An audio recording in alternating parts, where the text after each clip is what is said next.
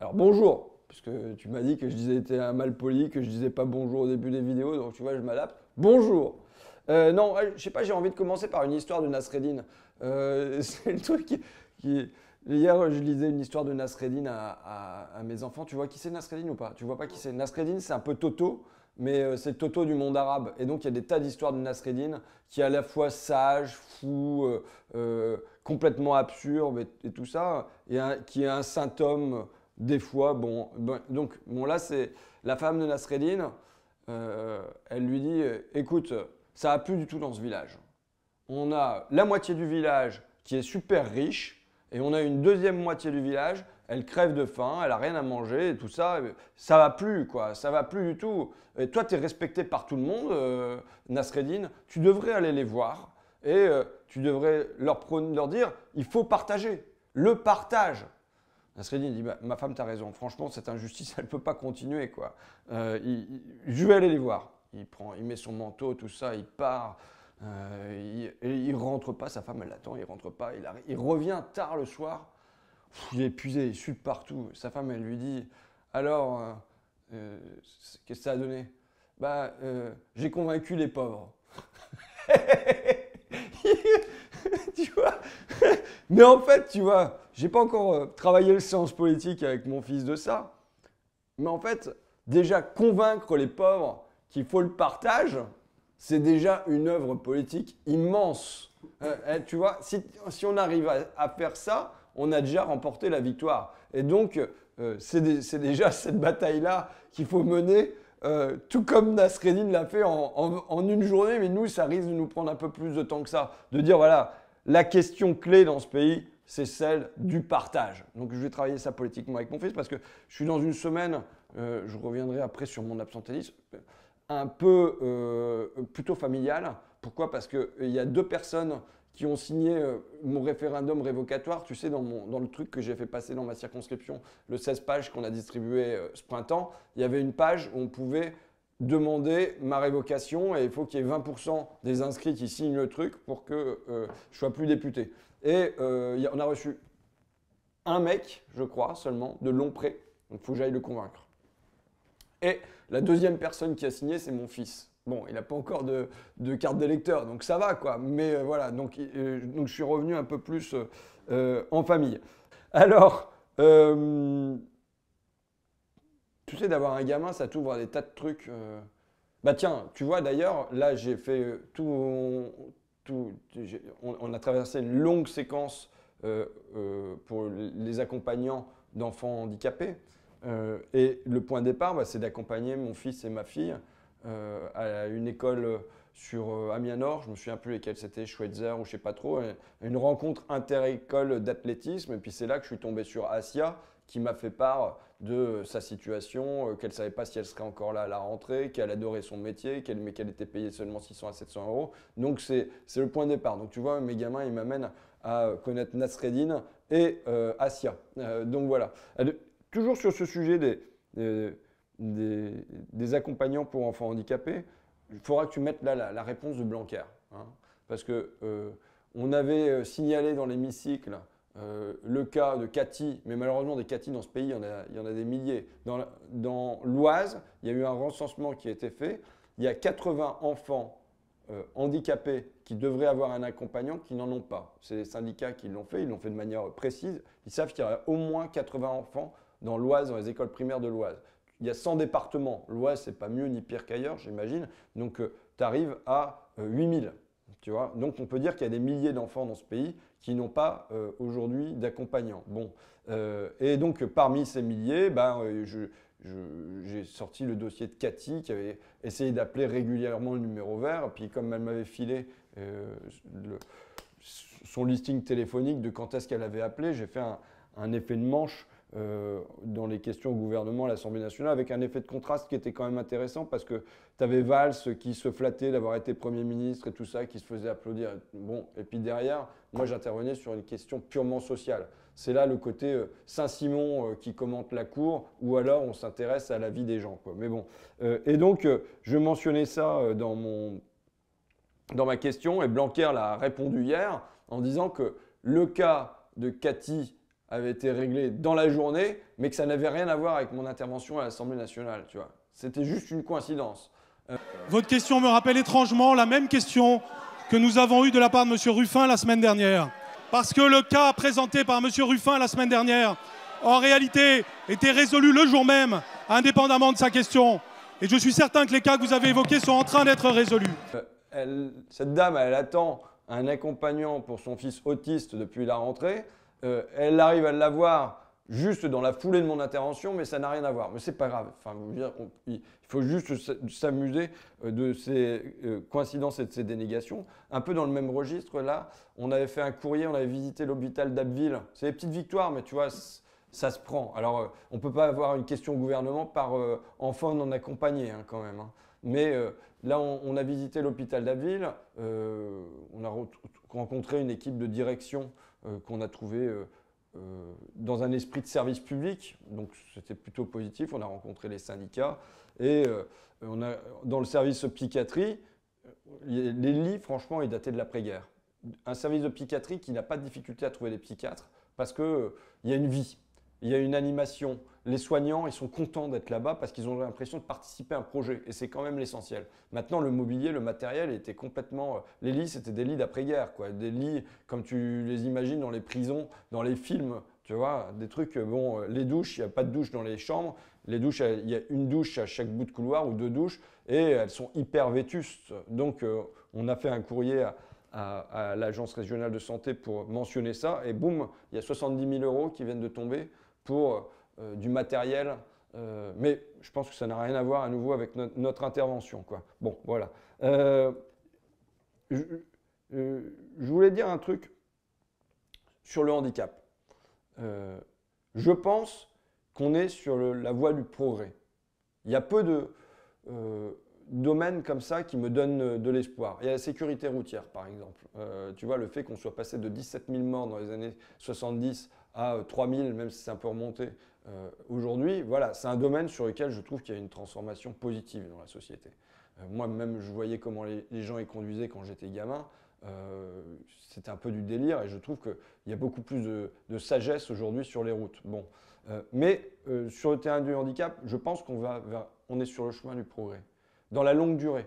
Alors quand on est en parent d'enfants malades, ou souffrant d'un handicap, ou quand on est accompagnant et qu'on est payé 600-700 € avec des contrats hyper précaires, on a du mal à se dire que ça va sur le chemin du progrès. Mais je pense que quand même, il y a une volonté de mieux accompagner. Elle est là, dans la durée. Je pense que c'est quelque chose qui s'est installé dans la société française et que ça paraît scandaleux que ça ne soit pas davantage accompagné. Donc je veux dire, ma confiance… Mais là, on sait se placer dans le long terme et pas dans l'immédiateté, qu'un sujet comme celui-là, on peut le mettre sur la table, on peut être entendu et je pense qu'on peut faire des propositions qui aboutiront demain. Pas aujourd'hui, mais qui aboutiront demain. Ce qui n'empêche que j'ai vu arriver comment le comportement des marcheurs allait être absolument scandaleux sur cette proposition de loi venant de la droite. C'est un coup de colère que j'ai poussé hier à l'Assemblée nationale, mais il faut bien voir que le coup de colère, ce n'est pas un truc où tu es pris d'un seul coup comme ça. La colère, elle s'installe dans la durée. Elle mûrit, la colère. Elle mûrit parce qu'il y a déjà eu le passage en commission. Le passage en commission, tu vois que qu'est-ce qui se passe? Ils forment la majorité, les marcheurs, et ils n'ont rien à dire. Ils n'ont rien à dire sur un sujet comme celui-là. Ils ne portent aucun amendement. Et donc, tu as juste un dialogue entre… les socialistes, des UDI, enfin des minorités des deux côtés, républicains et puis un peu à gauche. Moi, j'ai porté pas mal d'amendements. Et le rapporteur, mais avec au milieu les marcheurs, ils sont absents, ils sont juste là pour venir retoquer tous les amendements qu'on propose. Et à ce moment-là, ils lèvent la main. Et il y a des moments où ils sont un peu perdus. Il y a des moments où ils sont un peu perdus parce que toi, tu émets un amendement, le rapporteur, il est contre, par exemple. Donc là, comme ils ne savent plus… ils sont à la fois contre les insoumis et contre le rapporteur républicain, ils ne savent plus ce qu'ils doivent faire. Et donc là, c'est pingouins, ils remettent les mains comme ça, ils ne savent plus s'ils doivent lever pour ou contre. Tu vois, je trouve que c'était vraiment lamentable. Sur un sujet comme celui-là, c'est lamentable qu'ils n'aient pas eu des amendements. là, il faut bien comprendre que ce n'est pas le fait qu'ils soient contre ce texte-là, le problème. Le fait, hier, c'est qu'ils empêchent qu'on discute de ce texte. Une motion de rejet préalable. Ça veut dire qu'avant même des discussions sur les articles, sur les amendements, sur qu'est-ce qu'on doit faire, et ainsi de suite, ils rejettent et ils balayent le texte. Et c'est ça qui est scandaleux.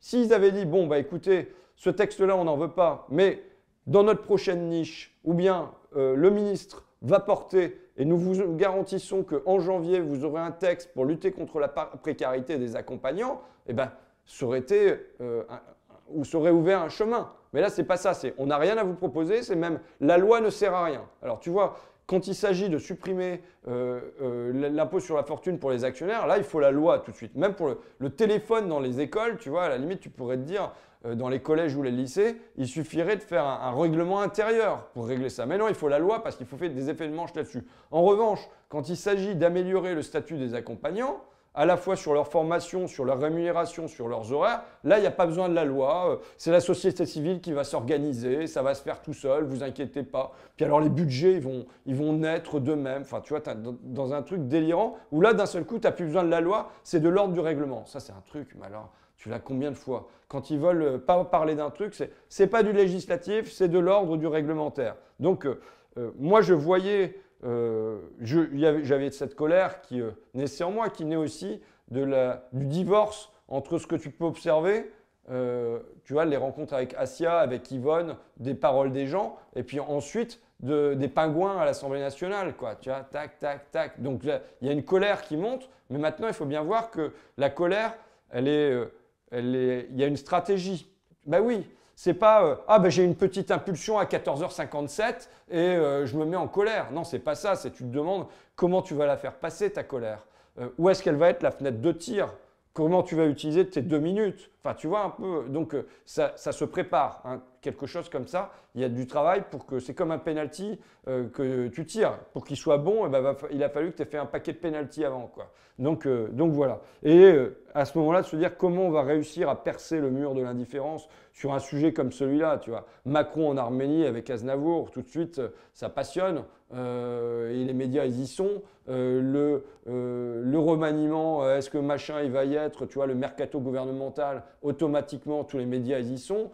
Sur les auxiliaires de vie scolaire, tu dis, bon, comment je vais percer le mur de la différence? Bon, ben voilà, il faut trouver, il faut chercher. Et c'est donc, il y a une part d'affect, d'émotion, mais il y a aussi une part de comment on s'organise pour faire passer un message, quoi. 2 mots sur qu'est-ce que j'ai fait la semaine dernière. J'ai le téléphone qui sonne. Oui, moi je refuse d'être, je l'ai déjà dit mais je le répète, je refuse d'être jugé au présentéisme ou à l'absentéisme, puisque c'est devenu le critère un peu statistique, machin, les présences, les votes, tout ça. C'est pas ça. Moi, je suis un animateur de la démocratie. C'est pas vrai, le travail législatif, je sais que ça brusque de dire ça, mais c'est de la foutaise. La preuve. Ben oui, la preuve, je veux dire, ils sont 300, donc c'est pas ça. C'est qu'on a là une tribune pour venir animer la démocratie. C'est une tribune parmi d'autres. Les médias, c'est une autre tribune. Les meetings, c'est une tribune. Enfin, nos commissions d'enquête officieuses décentralisées, ce sont des tribunes. Ce que je fais là, c'est une tribune. Et ce qu'on s'efforce de faire en permanence, c'est faire vivre la démocratie. C'est ça. Mais moi, je demande, et parfois ça passe par des amendements, parfois ça passe par des propositions de loi. On va en avoir encore une nouvelle sur les médicaments, par exemple. Voilà, ça passe par tout ça, mais ça passe pas par le fait d'être... Moi, si je veux être bon quand je suis à l'Assemblée nationale, ça suppose de ne pas être là à un certain nombre de moments. De ne pas être là parce que pendant ce temps-là, qu'est-ce que je fais? Je rencontre des gens et ils me nourrissent. Parce que pendant ce temps-là, je lis des livres et ils me nourrissent.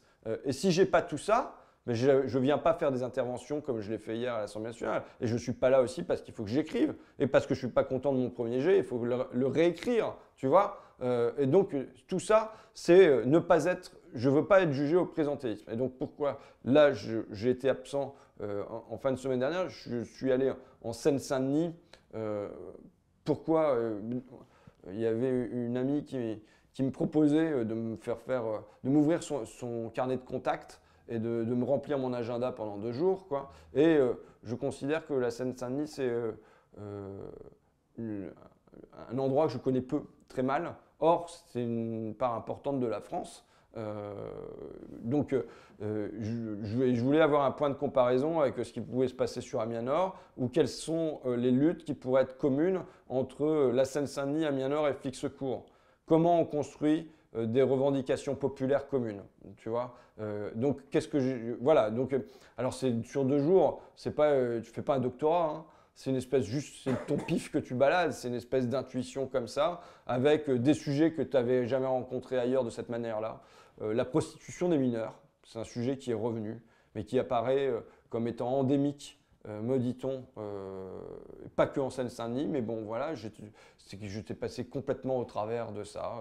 Des jeunes filles, notamment, qui à partir de 13 ans peuvent se prostituer, notamment grâce aux réseaux sociaux et tout ça. Bon. Donc, quelques sujets, le terrain conquis par la drogue, ce que je peux observer ailleurs, hein, c'est pas spécifique à la Seine-Saint-Denis, mais ça doit être plus fort là-bas. Et ensuite, des choses qui en revanche sont assez proches de et qui sont en fait ce que j'ai trouvé le principal parole des habitants. Ça vient très vite sur les bailleurs sociaux, par exemple, sur le problème de logement. Comment se loger, comment ne pas avoir les logements vétus, et surtout simplement comment simplement contacter son bailleur quand on est locataire, quoi. Et là, c'est la très grande distance que j'ai vue entre les institutions et les citoyens.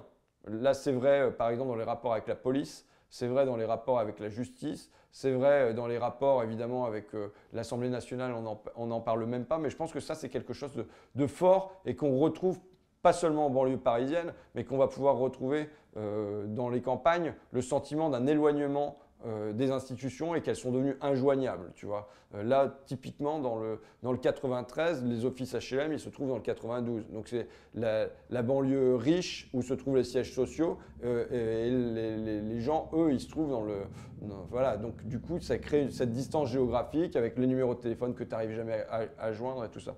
Et donc, voilà, après, il y a les questions d'emploi qui sont vachement importantes. J'ai l'impression qu'elles sont encore plus importantes sur Amiens-Nord que sur la Seine-Saint-Denis parce que je pense que la proximité de Paris peut parfois apporter un peu plus un vivier d'emploi, mais j'en suis pas certain. C'est un espèce de pif comme ça, mais c'est vrai que quand on va sur Amiens-Nord et que les mecs ils t'expliquent qu'ils se foutent devant les bulldozers sur les chantiers pour être embauchés sur le chantier qui est dans le quartier, bon, j'ai pas trouvé les mêmes types de témoignages, mais enfin c'est un thème qui est revenu régulièrement. Et puis des trucs genre le club de foot qui galère juste pour pouvoir maintenir ses équipes. Là c'était, je crois, à Bondy, ou à Bobigny, pardon, ça devait être à Bobigny. Parce que y a pas d'aide, enfin voilà, c'est la galère. Et moi, tu vas au Cours-sur-Somme, tu as le même genre de témoignage. Donc c'est comment on construit des revendications communes entre quartiers populaires, y compris la banlieue parisienne, et les zones rurales, périurbaines et tout ça. Donc ça, je pense que voilà, je vais travailler ça, mais donc j'ai pris 2 jours pour aller respirer ça. La semaine prochaine, je l'ai pas le bouquin là sur Sanofi, je dois l'avoir dans mon sac. Et la semaine prochaine, bah, c'est le Sanofi Tour, quoi. Hein. Mardi, je vais à Mourinx, mardi midi, donc dans l'usine qui rejetait 190 000 fois plus de Valproate. Valproate, c'est la molécule de la dépakine. Donc il y a un autre truc de bromo, je sais pas trop quoi. Bon, faut que je révise. Et donc on va faire une commission d'enquête officieuse et décentralisée. Le soir, à Toulouse, entre autres sur Sanofi, les lobbies, la Macronie. Le lendemain, le mercredi, pardon, à Montpellier, là où il y a eu un bâtiment qui n'a jamais servi et qui a été détruit par Sanofi, le DI50, il me semble, c'est le nom du bâtiment. Et je reviens pour faire, entre autres, le jeudi, une longue interview de Pablo Servigne, donc qui ne sera pas sur Sanofi, là, en l'occurrence. Mais voilà. Et donc, je considère que c'est ma fonction aussi que de porter la question, par exemple, porter la question du médicament, aller la porter à la tribune de l'Assemblée nationale, mais aller la porter sur le terrain, aller la porter dans des meetings et la porter dans un bouquin, parce que le bouquin, c'est le temps où tu formalises ta pensée, où tu te concentres, où tu mets tes arguments les uns en face des autres, où tu fais des liens entre les choses, quoi. Voilà, c'est un peu tout ce que j'ai à raconter sur... j'avais marqué Brel, mais je me souviens plus pourquoi Brel à la fin. Ouais, a déjà parlé de Brel la semaine dernière. Ouais, on va pas en parler toutes les semaines non plus. Parce qu'ils veulent renommer la gare du Nord Jacques Brel. Ah bon? Putain, en même temps, Jacques Brel et Auchan, ça fait bon ménage alors. Puisque la gare du Nord va passer à Auchan. Ouais, et là, il y a bon, on va pas revenir sur la catastrophe ferroviaire sur la ligne Amiens-Paris, quoi. C'est devenu insupportable. Non, il faut pas terminer en râlant comme ça. Bon, d'accord, j'essaye. Non, je l'invente pas, j'essaie de m'en souvenir d'une qui m'a fait marrer. Mais elle a aucun sens politique, ma blague, là. Bon, c'est pas grave. Elle a aucun sens politique. Non, Nasreddine, à un moment, il décide de devenir médecin. Tu vois, il en a marre de faire accompagnant pour enfants handicapés. C'est pas assez bien payé. Donc, il décide de devenir médecin. Pour ça, il se dit, bon, pour devenir médecin, il faut que je suive un stage auprès d'un médecin connu. Donc, il va voir le médecin le plus connu de sa ville. Il lui dit, est-ce que vous voulez bien me prendre? Oui, bah viens, parce que justement, j'ai un patient à voir. Le médecin, il va chez un malade, il se tord de douleur sur son ventre et tout ça. Le médecin, il l'examine même pas. Il lui dit, bon, écoute, il faut avaler moins d'olives. Ah, d'accord. Nasreddine dit, mais comment vous avez fait? Vous êtes incroyable. Vous ne l'avez même pas touché, rien. Et puis vous savez que c'est ça sa maladie. Ça, il dit, bah oui, mais enfin, bon, j'ai regardé sous son lit, il y a des noyaux partout, vous ne l'avez pas vu, il y a des noyaux partout, il n'arrête pas de manger des olives, forcément, à force, ça lui donne mal au ventre, c'est sûr et certain. Et Nasreddine dit, d'accord, ok. Donc, Nasreddine, il se présente comme médecin à son compte, le lendemain, il va voir un patient lui-même, et il dit au patient qui se tord de ventre sur son lit, il dit, bon, maintenant, il faut arrêter de manger des babouches. Bon, écoute, c'est Michel Denisot, quoi, un peu. Hein.